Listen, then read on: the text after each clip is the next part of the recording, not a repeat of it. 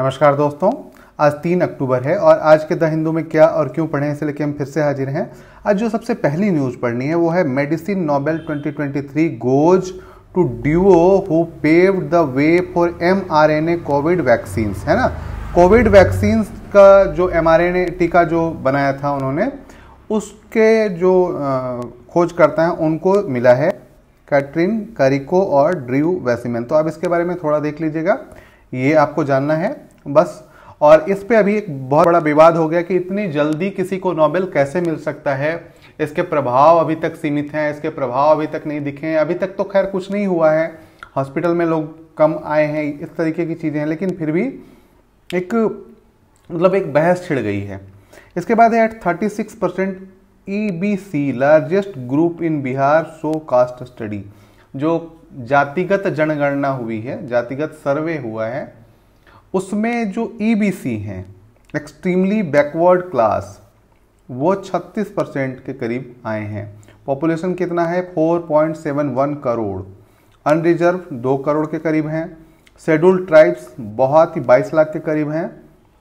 Scheduled caste लगभग 2.5 करोड़ और other backward class 3.55 crore हैं, है ना। तो इस पे एक मामला हो गया और एक तरीके से आप इसको देखेंगे, मतलब किस प्रकार से जाति फैक्टर बन जाएगा चुनाव में और इसका उपयोग करना शुरू कर देंगे और कई ऐसी जातियां जो पिछड़ जाएंगी या उनको हाशिए में पहुंचा दिया जाएगा।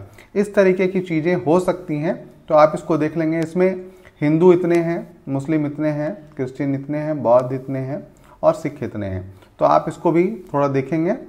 इसके बाद जो हमें पढ़ना है वो पढ़ना है पेज नंबर 6 पे। पेज नंबर 6 पे है criminal law bills and A hollow decolonisation, है ना।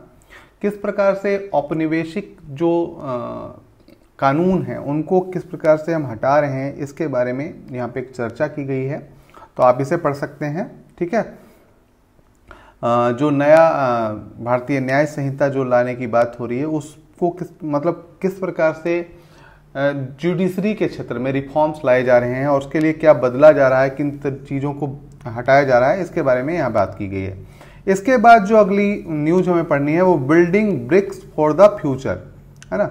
ब्रिक्स में अभी जो एक्सपेंशन किया गया है इसके बारे में यहाँ पे चर्चा की गई है कि किस प्रकार से लोगों को शामिल किया गया in South Africa while many believe, और मतलब कई लोगों को, कई देशों को इसमें शामिल किया गया, इसके बारे में ये बात की गई है, तो आप इसे देख लेंगे। और किस प्रकार से ये जो ब्रिक्स है वो G7 कंट्रीज को चैलेंज कर सकता है या इस तरीके के ग्रुप को चैलेंज कर सकता है, इसके बारे में बात की गई है, ठीक है।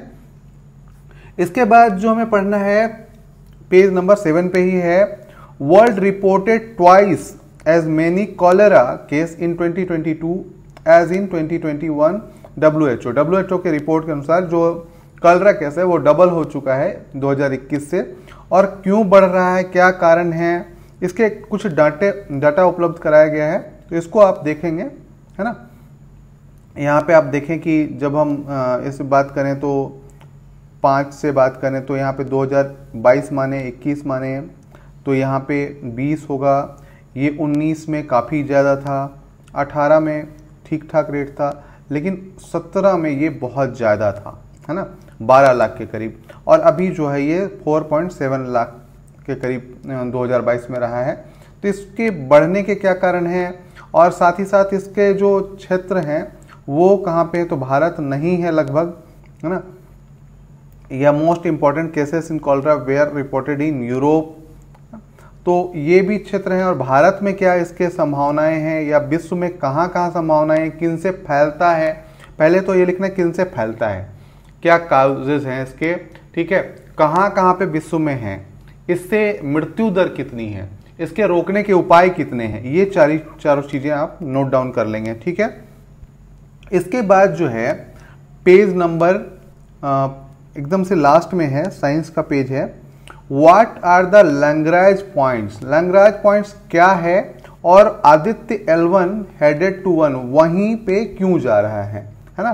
तो आदित्य L1 सूर्य के तरीके से सूर्य के जांच के लिए या सूर्य के गतिविधियों के लिए, गतिविधियों की निगरानी के लिए आदित्य L1 मिशन जारी किया गया है, भेजा गया है, और ये लंगराज पॉइंट यहाँ पे क्या है इसके बारे में चर्चा की गई है और वहां पे इसको क्यों स्थापित किया जा रहा है ना, इसको आप देख लेंगे। साथ ही साथ यहाँ पे एक ब्रीफ हिस्ट्री दी गई है नोबेल प्राइज की। नोबेल प्राइज कैसे शुरू हुआ, क्या इसकी हिस्ट्री है, क्या इसका इतिहास रहा है, इसके बारे में डिटेल बात की गई है, तो आप यहाँ से इसको पढ़ लीजिएगा।